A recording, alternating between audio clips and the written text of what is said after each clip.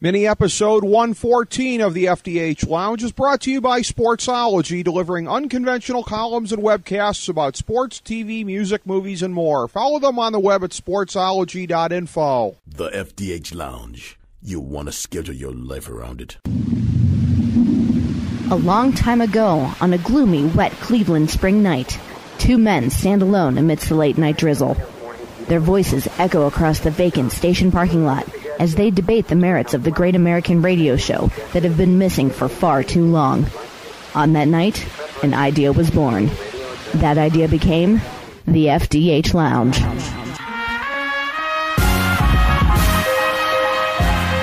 Welcome to the FDH Lounge. Hello, everyone. Welcome to mini episode number 114 of the FDH Lounge and part 3 of our FantasyDraftHelp.com insider preview of the 2012 NFL Draft. We have with us today my partner, Jason Jones, our senior editor, who is in charge of all coverage for the NFL and NBA Draft for FantasyDraftHelp.com and the FDH Lounge. It is his scouting, it is his evaluation work that powers us on both sides. And as I say, today we're talking NFL Draft. This is part 3.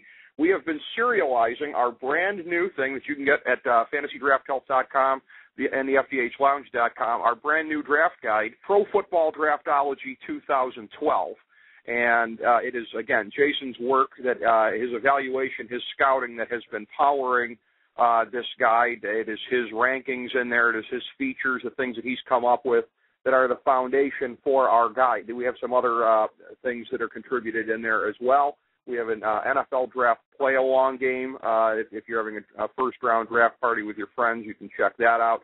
We have any number of other features, but there are always features that Jason adds to the guide every year based on his scouting and his evaluation. So what we're going to be doing today is taking an overview of the draft. We'll be tying some things back to Pro Football Draftology 2012, some of the features that Jason has come up with, some of his thoughts along the way, and essentially just how our chief of NFL scouting views this year's event and how he has shaped his coverage accordingly. So we'll be taking that overview with him and bring him on right now. My good friend, our senior editor, Jason Jones, bring him on the program. Jason, welcome to the show, buddy. How you doing? All right. New baby stuff to deal with, but, otherwise pretty good. Yes. I don't know if we've addressed that previously on the program. Congratulations. I think this is your first time on since that hit. So good to have you on with us here today. And in the final goings over of this, we were putting this together, there were any number of things that came to mind. And I have questions about one or two players specifically on whether or not they're first-round values. But I think what I'd like to do is just to start with this. When I was talking about some of the features you came up with, how you evaluated some of the guys this year for the guide. One of the things specifically that you did, and my guess is that this is going to be a valuable thing to tell people as far as how you were framing your view of this draft and how it compared to last year. For as much as you and I are fans of mashups in music, and we've done segments on the FDH Lounge previously about that, you did essentially a mashup of the 2011 and 2012 draft classes. That is one of the primary features in our draft guide here. So let's take a minute and start about that and how you came to view this year's class and the depth that it has versus last year. Well, first gut reaction just in concept is that this year's draft is deep, whereas last year's draft is not, if I want to be absolutely blunt about it. And the nice thing about that is, as you look through this feature, you'll see there are chunks of guys, and I'll just bring up wide receiver just to start. You look at it and you see, in my opinion, I think Justin Blackmon is the best receiver of the last two drafts. I think he's not the biggest guy, he's not the fastest guy, but his catching radius is remarkable. But then you've got A.J. Green, who went first off the board among wide receivers, and then Julio Jones, who went shortly thereafter. And after that, you've got 6 guys in a row from this year's draft class. And that's just one example of how this breaks out. Defensive tackle is another one. it's not even close to me in certain positions where this year you can go ahead and not take the first guy on your board at that position and come back around to a round and a half later and really not lose that much value at all. Yeah, this year's draft has been very, very good. One of the features that I ended up doing for the draft was the ranking of strength by position, and we had in the end 10 of the 14 that ended up rated good or better. And so it's almost really the exception to the rule this year, the positions that are not as strong. But when you're looking at this, and again, another feature that we ended up doing in the guide here, we have a top 50 overall, which we are wont to do with our NFL and NBA drafts. But you took it a step further to perceived value and actual value. And, of course, that is what exists every year. We don't always hear it broken out that way, but we just sort of hear the perceived value, the conventional wisdom value taken as the actual top rankings that anybody puts out there. But, indeed, there is also a secondary thing, and I'm very glad you chose to underline that this year, that if you strip away the politics, if you strip away the perceptions, if you strip away all of you can't take this guy in this spot, you end up with a different set of rankings, and it's great that people will be able to compare and contrast between the two. Yeah, I think this is something that most of us would consider a pet peeve. It's that you watch on television, you listen on sports talk radio, and you hear these people that say, so-and-so's got to go here, and you think to yourself, no, he doesn't. And I think the most important example, and you're going to hear his name come off the board on the first few picks, is Matt Khalil. And this happens almost every year in almost every professional draft. Matt Khalil may be the best offensive tackle in this draft, but Matt Khalil would not even sniff the likes of a Joe Thomas, a Jake Long, and so on. So the nice thing here is as people are looking at the draft and seeing who's coming off the board, and when they see a guy come off for their team, it's just another feature that allows them to check out the draft guide and really get a more in-depth look at the player that they've got. And it's interesting because in going down the mock drafts, of course, you and I both, I think, fell in line with the conventional wisdom on this. So a lot of times when there's smoke, there truly is fire. In terms of Minnesota taking him with the third pick in the draft, that was something that you and I both thought would be the case. We start to diverge a little bit after that. One of the most interesting spots in the draft, of course, with Luck going 1, RG3, 2 to Washington, who traded up, and then Khalil 3. What are the Browns going to do at 4?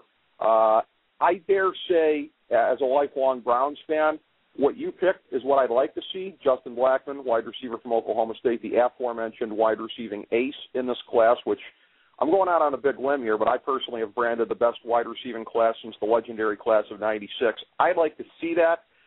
I, however, on the fourth pick, I'm falling in line with what appears to be the developing conventional wisdom.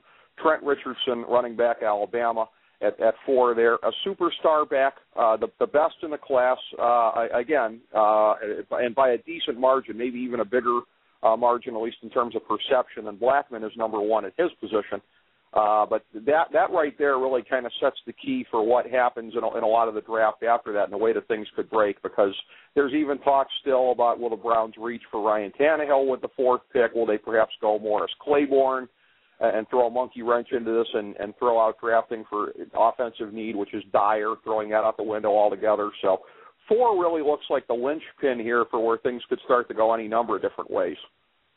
Yes, but I would like to sort of preface that by saying I don't think it matters if it's Richardson or Blackmon, because I think once you get to pick 7, it corrects itself no matter what. Yes.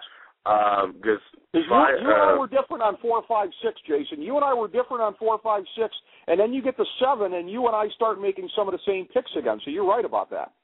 Yeah. Now, as far as the thought process for Cleveland, it is the first pick that you kind of say this could dictate the rest of the draft. And the reason I went with Blackmon is because, quite frankly, I don't think the ideal is going to be there, even if Cleveland thinks it will be. Make no mistake about it, Trent Richardson is a beast. And the way I've described it to people in the last month or so is he reminds me a lot of Maurice Jones-Drew if Maurice Jones-Drew had prototypical size, or maybe even bigger than prototypical size. So you take the reigning rushing leader with the ability to catch the ball, pass block, do all the things you want him to do. He's a no-brainer at the position, and if they take him, I think Browns fans should be happy with that. My concern, more importantly for them, is back up off the Colt McCoy talk and start building that offense up around in other positions. And to do so, I think they need to get at least 3 starters on offense out of this draft. My reasoning for going Blackman first is I think that you can still get a very, very good running back. I'm lobbying for the second running back off the board to go to Cleveland at 22.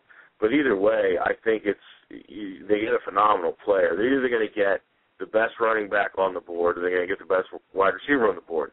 And either way is good enough for me.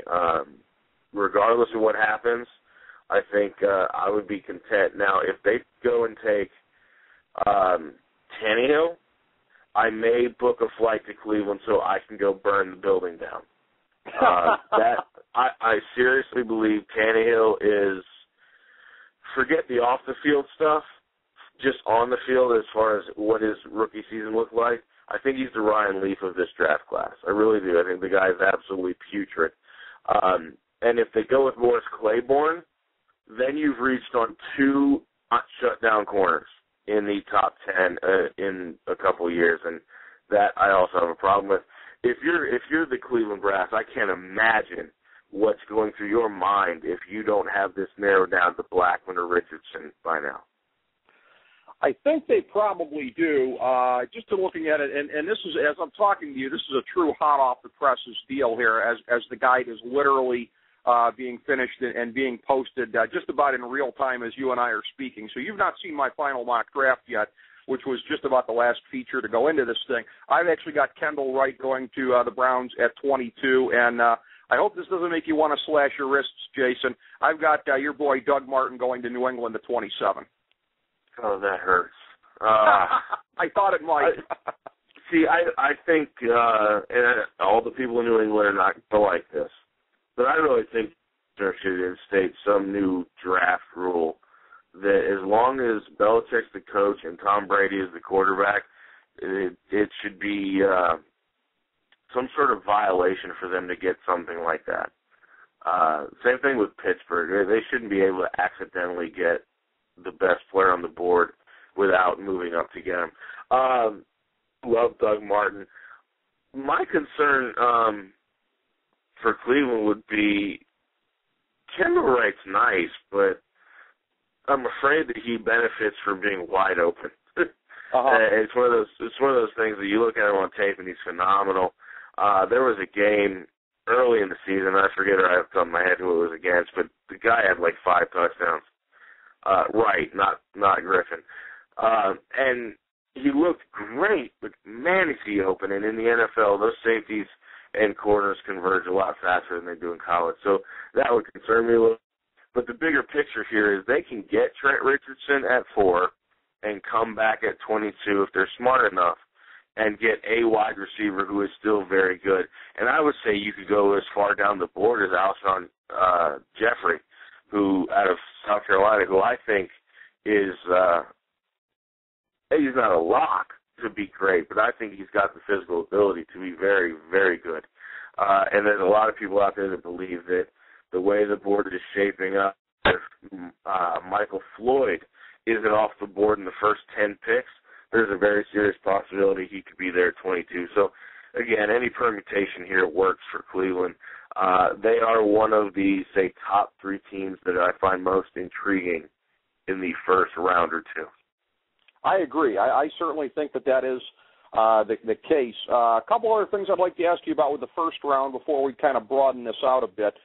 One being, and I had a conversation yesterday with another one of our FDH draft contributors, Chris Galloway, one of our original FDH Lounge dignitaries, who I understand will be joining us when we do our post-draft wrap-up next weekend. So his thought on this. There's a player that he was touting to me very strongly, and he said, I know that this can sound like a surface kind of comparison because they're both Yellow Jackets, but Stephen Hill said he sees a little bit of Megatron in him, loves the upside, and he said he thinks in a couple of years could be possibly regarded as the best wide receiver in the end. You know, the funny thing is, as you're saying all that, I'm trying to figure out where you're going with this. Stephen Hill is, if you again take the politics out, take Luck and Griffin out of the mix, Trent Richardson, Blackman, you take the guys that are givens out of it. Stephen Hill may be my favorite player in the first round. Okay. Stephen Hill, I'll be honest, coming into the combine, I knew who he was. Not a whole lot of intrigue about it because, let's be honest, for the last few years, if you come from Georgia Tech, everyone's going to go, yeah, but it's an option offense. I think he has the potential to be special. He's got legitimate 4.3 speed. I forget exactly what the numbers were, but it was like in the combine he ran like 4.3 flat, and they thought, okay, something's wrong here. That's our unofficial time. Second time around, ran 4.31. He is legitimately that fast. And unlike Demaryius Thomas, who came out of Georgia Tech recently, he is also a solid, I want to say 220 to 225. He's closer to Megatron in that he's pushing 6'4.5", I believe. So yeah, if any wide receiver to come out of that region is even in the stratosphere of Calvin Johnson, it's Stephen Hill. The problem is people are still hesitant because, his stats don't measure up because they don't throw to him as much. But when they throw to him, he makes it happen. I absolutely love him there, and I'll say one of the other teams I'm very intrigued by is Denver, and I definitely want to see Peyton Manning get somebody like a Stephen Hill because, you get a guy like Peyton Manning, you got to give him some toys. But no, I absolutely love that player. Alongside that, you still have you mentioned Kendall Wright. There's a couple wide receivers that are sort of on the fringe there. But again, it's deep in the class, and I do like any of those guys that will be available after 20, unless somebody reaches on the kid from Rutgers, whose name escapes me at the moment. But that goes back to value, and we're big sticklers for value. So that's it's important that Sanu everybody. you're talking about. Yeah, you're talking about Sanu. Okay. I think he's good. I think he's very good. I just think, he's a second rounder.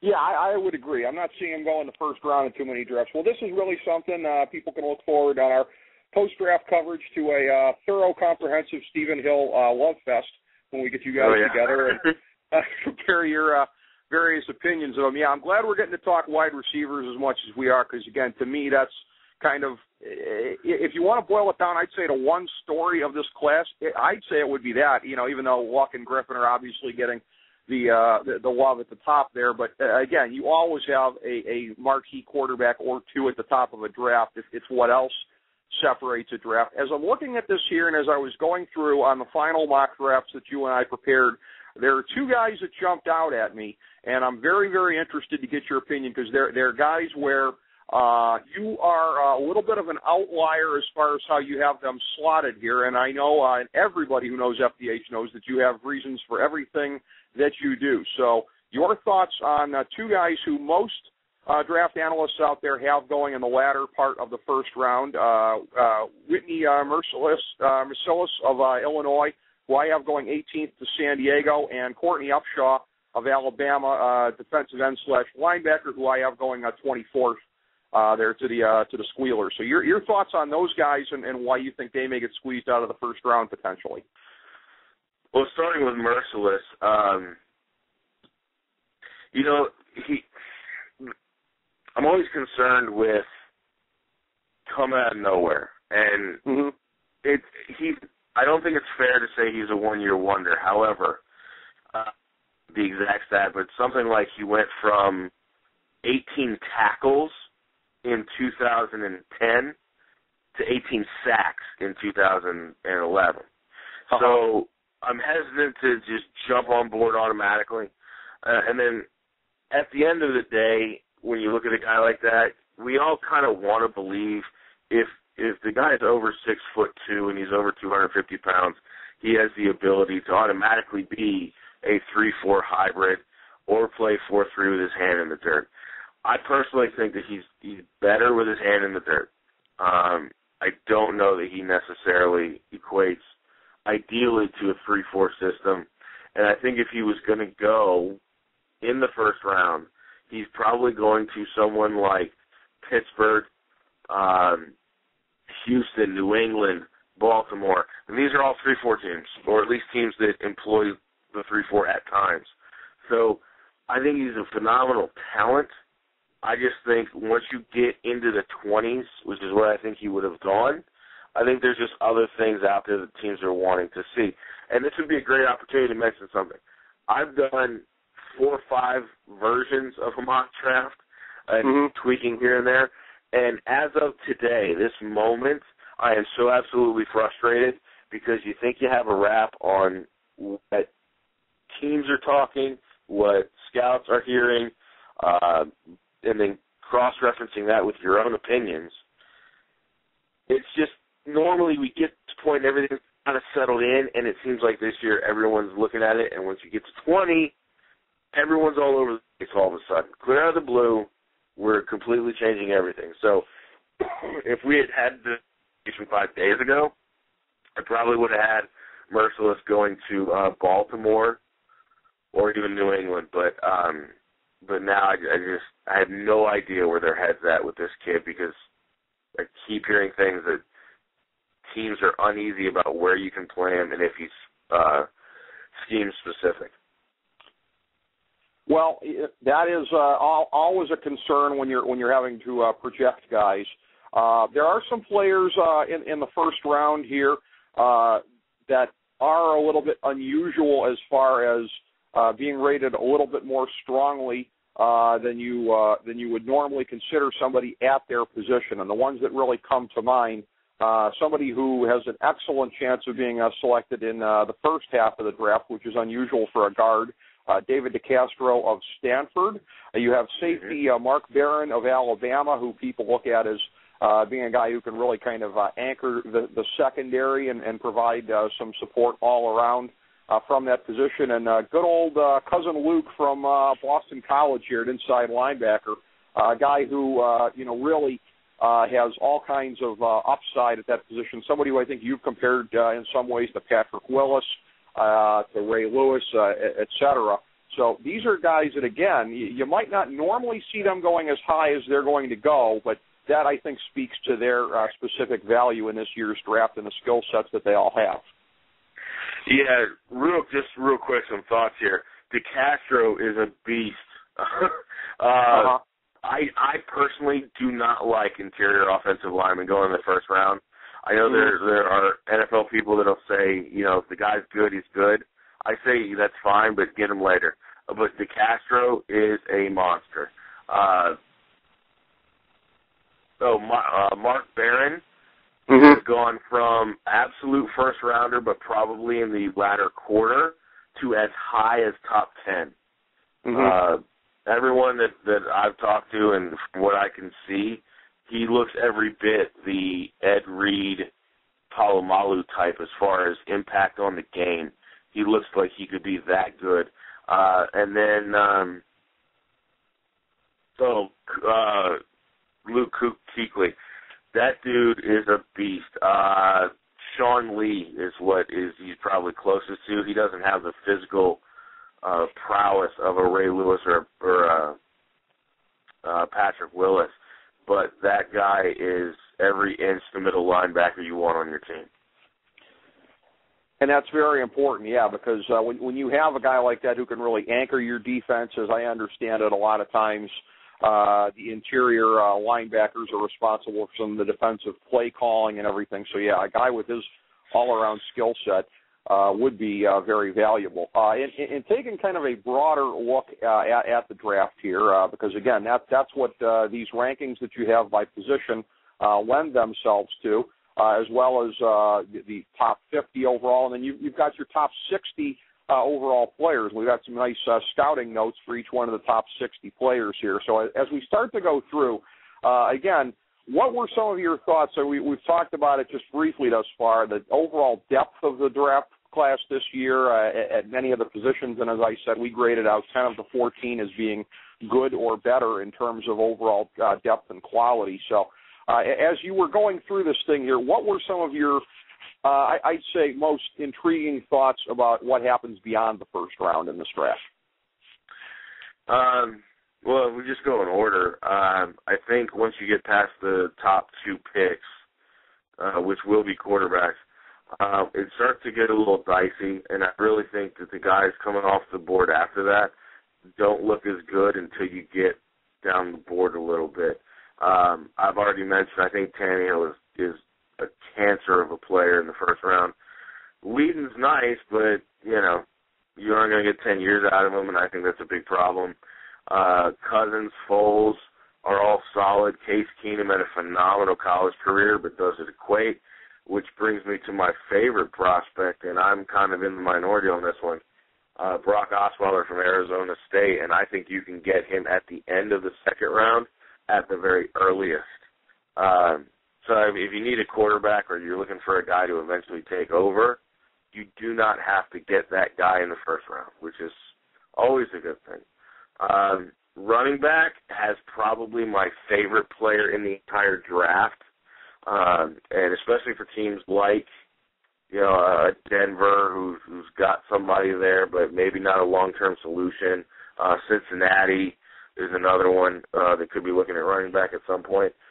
There's a guy by the name of Robert Turbin from Utah State, and I'm absolutely not joking about this.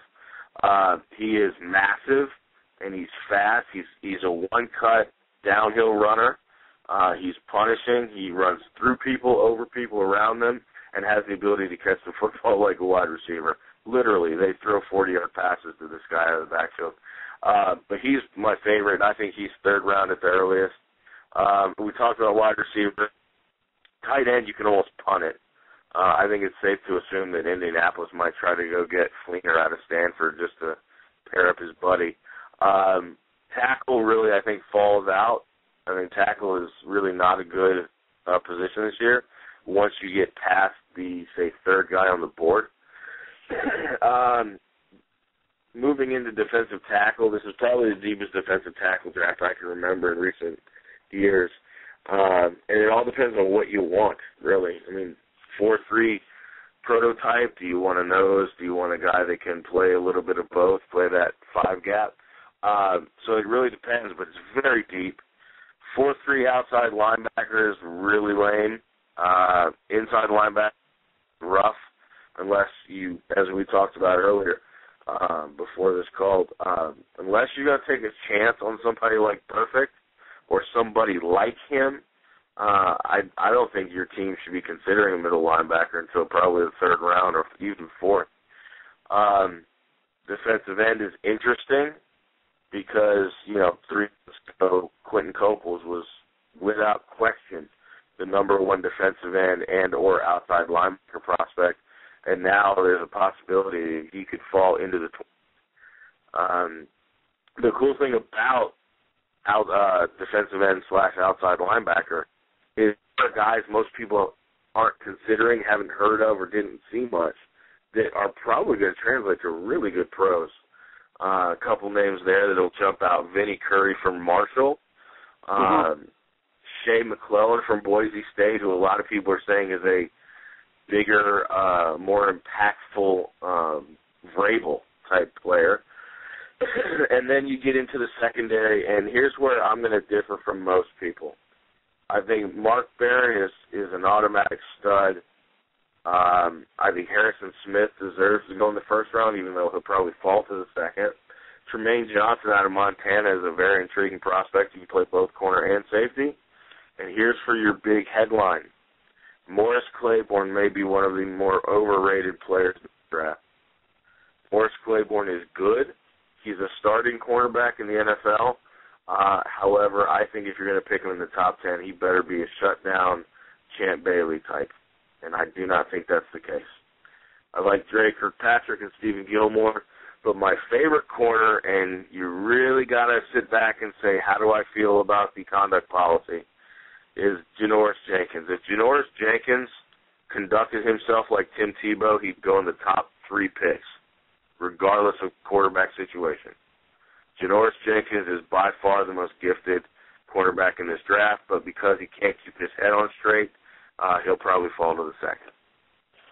Well, that's always the deal with a lot of these guys. You've got his issues. You've got Mike Adams, offensive tackle from Ohio State, who showed up at the draft with a little bit of the Chiba still in his system. You got, as you indicated, Vontaze Burfict. You had told me off air about showing up to the draft okay, what do you jerks want from me?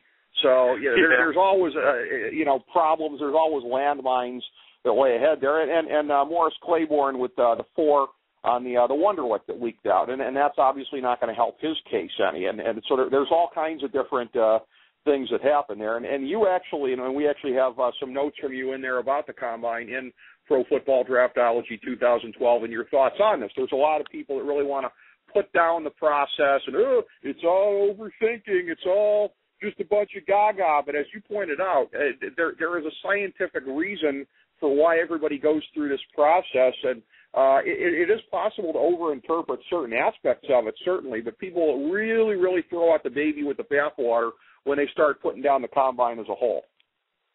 Yeah, it's a huge pet peeve of mine when people, especially fans, just kind of go, the Combine is not important, it's just a whole bunch of guys in shorts, and you can't learn anything from that. Well, that's not true. The most important thing you learn from the Combine is when your players get to sit in that little egg device, which is, from my understanding, the most conclusive medical test they can go through, so you can find out what's happened to the player physically and how good he's doing in that regard. But more importantly than that, the Combine is a piece of the equation.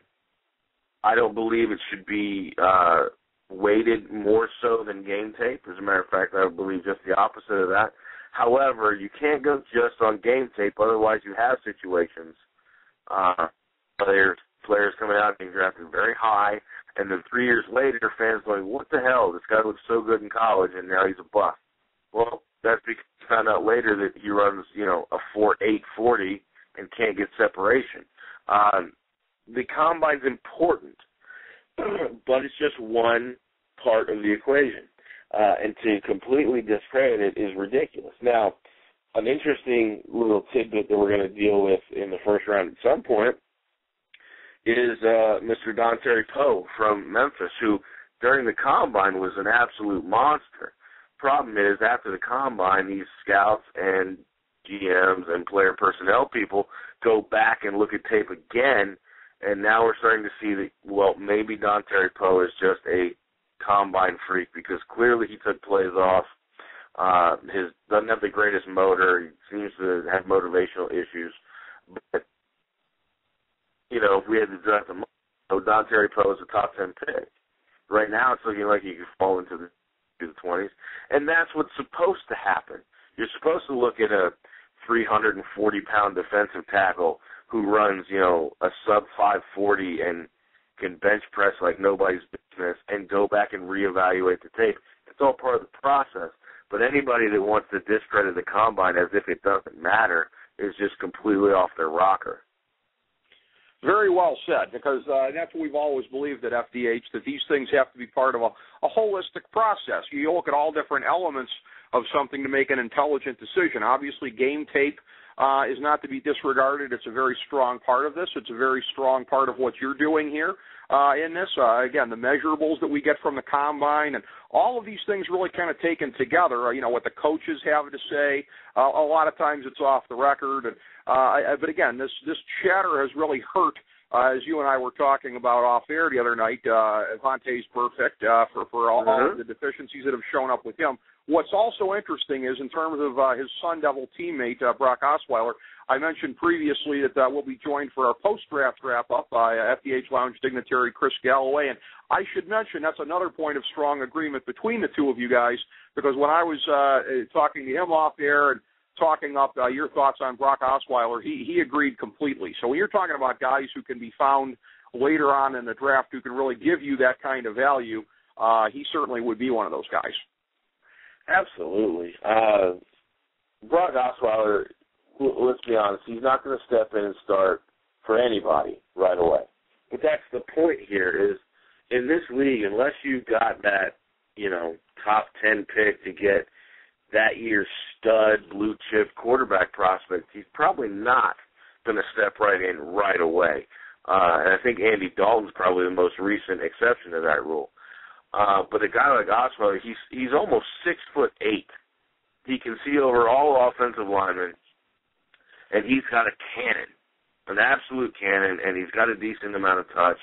He just needs to, be taught the new speed of the game, some of the nuances, and he's the kind of guy that you could look to eventually take over.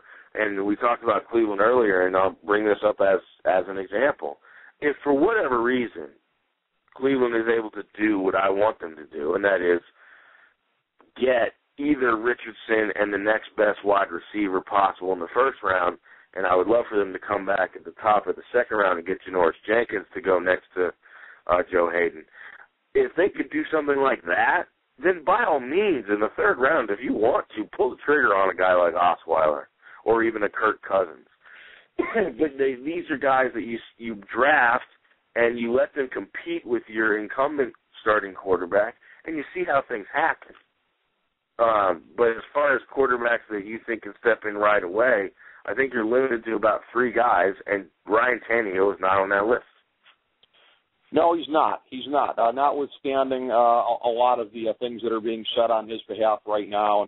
And again, as we've talked about on the show previously, and we even put up a one of our best of segments recently of me being chastised by WFAN in New York's Joe Benigno for being a fan of the Dolphins as well as the Browns. Benigno being a guy who feels that you can't have 2 teams that you root for, albeit the Dolphins are my secondary team. I feel great pain at the notion of them going for Ryan Tannehill at 8. And I think you'd even said in an email, hey, sorry about your Dolphins, but I think it's going that way. And, yeah, it's one of those things where, again, just reaching for need. We've got a little bit of a commentary in the draft guide that I had actually put in here.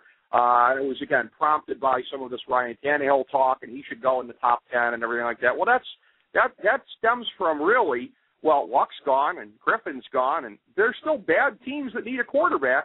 So take Ryan Tannehill because he's the next best guy, and that's something that we talk about so much, Jason, in terms of fantasy sports, and it's really one of the biggest keys to our coverage here. The nexus between fantasy sports, which is our core with FantasyDraftHelp.com, and pro sports. It all stems from the same philosophy of value. Never, ever, ever get caught at the back end of a run, and that's what's going to happen if a team takes Ryan Tannehill in the top 10, reaching for need. Absolutely, and just because Ryan Tannehill is, 6'5", 220 pounds, and can throw the ball a mile, doesn't mean a single thing, because that's exactly what everyone said about Jamarcus Russell. The guy has terrible decision-making record. He has never won a single game that was close that mattered when his team was within shot to do so. He's not a leader. He's only been a quarterback for a couple of years, and it shows up on the tape. It's just not a good idea. Now, we've talked off air before, and I've said I like Brandon Whedon, but I don't think he's as good as taking him in the, say the second half of the first round. And there's a couple other guys in that mix, but just because the guy is third on your board doesn't mean he needs to go anywhere near the first 2. And if somebody actually does believe in Ryan Tannehill, that's fine, but take him after the 20s. Trade back. If you're Miami and Tannehill's your guy, trade back. There's got to be somebody up there that wants Melvin Ingram or Mark Barron or something has to materialize to allow you to trade back, because it would be ridiculous to take Tannehill that high. Now, as I mentioned before, everything's getting jumbled now in the last few days here. I actually am of the thought that, maybe not a majority thought, but there's the inkling that Miami may be holding serve here and specifically not going to take Ryan Tannehill, again, like I just mentioned, in the hopes that somebody wants to jump up to 8 to get somebody else, and they can fall back, and maybe they can go and snake a Brandon Wheaton maybe in the teens or something. But no one should hold their breath on the idea that they know where Tannehill's going to go, because he's one of those guys that's completely in flux at the moment. Yeah, there are a couple of wild cards, and we see a couple of guys like that every year, and he certainly is in there as the number 3 quarterback, at least in terms of consensus, and the guy who was underneath the top tier when the teams just say, got to have him, and end up going for him, regardless of whether or not he would fit that value in any kind of conventional sense. So, all right, to bring this full circle, Jason, we've talked about this, that a deep draft, again, we've regarded 10 of the 14 positions as being good or better in terms of overall quality. Obviously, the storylines being Luck and Griffin going 1-2 at the top of the draft here to Indy and to Washington. The depth in terms of wide receivers. One of the things that I've seen in some of your notes have been a little bit of a weakness in terms of outside linebackers in this class. It's one of the exceptions to the rule. But what are any of the other notes that we haven't covered in your mind? Any of the remaining elements that are going to help define the 2012 NFL Draft? Well, the big one is really pass rush. If you're a fan of the team and that you think needs a pass rush, do not be worried if they don't take him in the first round. Because there's 2 guys out there, depending on scheme, that I think are just absolutely phenomenal. One we mentioned before, and that's Vinny Curry from Marshall. The only way he goes in the first round, I think, is if Belichick just gets ballsy. But he is every bit the 4-3 defensive end and or 3-4 outside linebacker. He is physically a freak. If you're running a 4-3 scheme, though, and need a traditional just outside linebacker, there's another defensive end that translates to the 4-3 outside linebacker, and that would be Bruce Irvin from West Virginia. He's only 6'3", 245, but as an outside linebacker, he runs 4.4 speed. He may not be a 3-down guy, but if you need a pass rush, he's incredible and would probably be available in the middle rounds. The other thing is, this is one of those years where I say, if the value's bad, punt the position. If you think you need an inside linebacker and you can't get one of the top 2 guys, and those would be Kuechly and Hightower, then don't sweat it. Worry about it next year. Or try to pick somebody up in free agency with what's left. It's just not a good idea because the positions that are thin are really thin. But, yeah, I would say pass rush is going to be a big one. Defensive line is going to be a big one. Offensive line is not. I don't think there's even 15 guys when you combine all 3 positions that I think are even starter worthy at the offensive line. And then the skill positions, wide receiver, running backs, really going to be impressive because it goes pretty deep, and they don't all have to be big-time, big program type guys to be impressive. Because there's some guys that no one's heard, none of these people watching the draft are going to say they've heard of before. But they have the potential to really do some damage. And it's going to be fun. Right? It's one of those drafts where I think if you really get into the NFL and you get into your team, you'll be able to look back at this and say, going into the 3rd round, that there's still X number of guys that you got your eye on.